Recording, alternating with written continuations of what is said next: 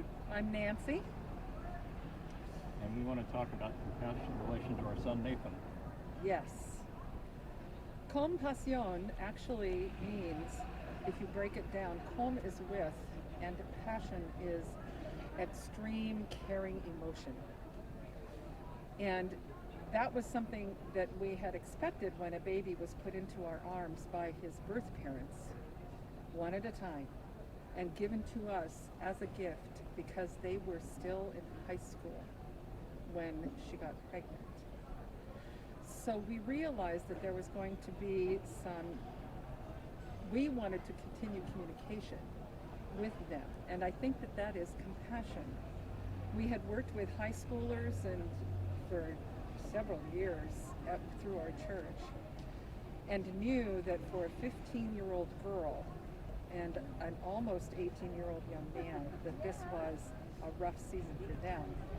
And yet they had relinquished, given to us, a gift that we, between ourselves, were not able to have. So I think that's part of what I think compassion is. It's not only something that you give, but it's also something that I think I learned humility along with compassion because of what they gave to us to care for the rest of his life. We talked briefly about the article the Enterprise did before doing this, and it was very compassionate on the part of Anne from the Enterprise to spend as much time as she did with us and ask pertinent questions about his life and portray him in a very human way that though he couldn't talk, he communicated in his speech device and with his eyes, his smile and his laughter, and sometimes his anger. So we've lived that with him for 3 full decades. And what was wonderful to see is that sometimes when I was around him among peers or out, and he would see something that was loud or disturbing or distressing, or honestly that was wrong, someone have an argument or something, I would hear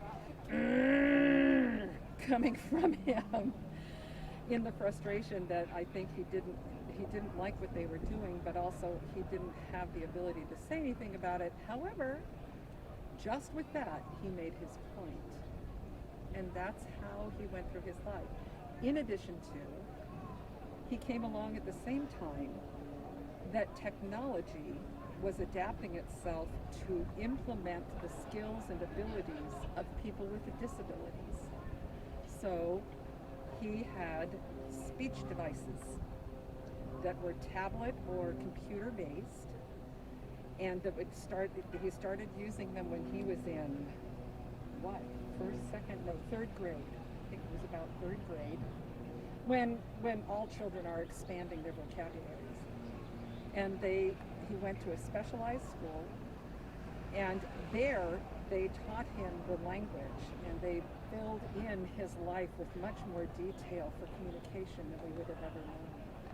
And that continued throughout the rest of his life. It really did. Of course, I'll stop after this. Of course, he still did like using his eyes, and particularly when we had moved to Davis and he had discovered Unitrans and he found out it was mostly women who were running the buses. So I always sort of checked the speech device to make sure that any, shall we say, complimentary remarks that were made by young men to women were appropriate. So far, I never had to do anything. The guys kept it good, and Nathan had wonderful friends as a result. Yeah, many people didn't want to always take the time to want to delve into how he communicated, but there were those that did were rewarded for his sincerity, his willingness to interact with them. And it's when we had the Walk of Honor on April 2nd, one of the things we did was prepare a letter for the beneficiaries of Oregon, and we hope we will hear from them. But since Nathan wasn't there, we used a speech device to start off the reading. Yes. Hi, my name is Nathan. I'm a filmmaker in Davis. I talk using a speech device activated by a head switch. The it's nice to meet you. I'm 31 years old. Yeah. And then a few more things about himself. From the inside out, Nathan was a typical male. Because, I mean, in terms of just any typical person from the inside out. And he did have his male traits, as I said, you know, what color are her eyes. But beyond that, he had developed relationships with people that would work not even necessarily directly to them because of their professional skills.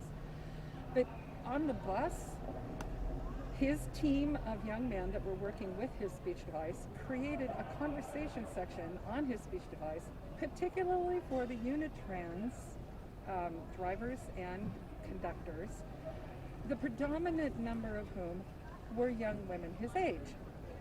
But somehow they managed to keep it so that it was very particular, thank you for your work, those kind of things. So that was really, I think in a way, having these other adult males working with him, he actually began to live with a kind of maturity that I don't think anybody would have expected from someone with as complicated a condition that he had. And yet he prevailed. Way too One of the things that was done with Emerson Junior High, they tested his cognitive and receptive language, and not surprisingly, found that he was at or above age level. So he could understand complex words and ideas, and people underestimated him to their chagrin sometimes. Sometimes to their chagrin, yes. One of his inspirations when he was probably in 5 to 7 years of age, we were able to meet Mr. Rogers, Fred Rogers, Yes. Mr. Rogers' neighborhood. And there's a brief mention of that in the article. There's a man of compassion. And he stopped and he sat down at Nathan's level and he leaned and listened in and he learned, he watched the yes and no on his eyes. He just, in that moment, with all these other people still waiting to see him, he intentionally invested time and his own person to communicate with him and to say, I like you as you are, exactly and precisely. I think you turned out nicely. And I really like you as you are. Except for the pandemic, we would have scheduled the celebration of life for May 2nd, but we're now looking in July or beyond. There'll be more people than we probably expected. Yes! Because we had, he came into our lives when we were in Southern California, in Poway in North, Poway, right? Okay, good. Poway in North San Diego County. And he was fully included in the kindergarten there, but then also went to a school where he was starting in a specialized class. But also, when they began to see how quickly he was achieving language and other things, they began having him go into regular classrooms.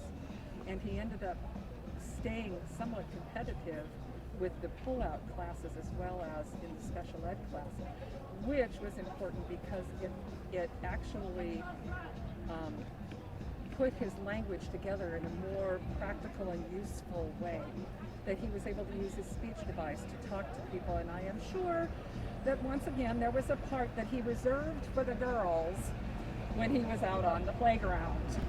When we knew that Nathan's condition was probably terminal, we actually brought up the thing with him is it okay to share who you are, and which may include maybe something with your body that would help other families and other children or other young adults live longer. And his answer was immediately yes. I mean, his intelligence level was pretty right on for his age. And so we were able to sign those documents and know that it was with his wishes.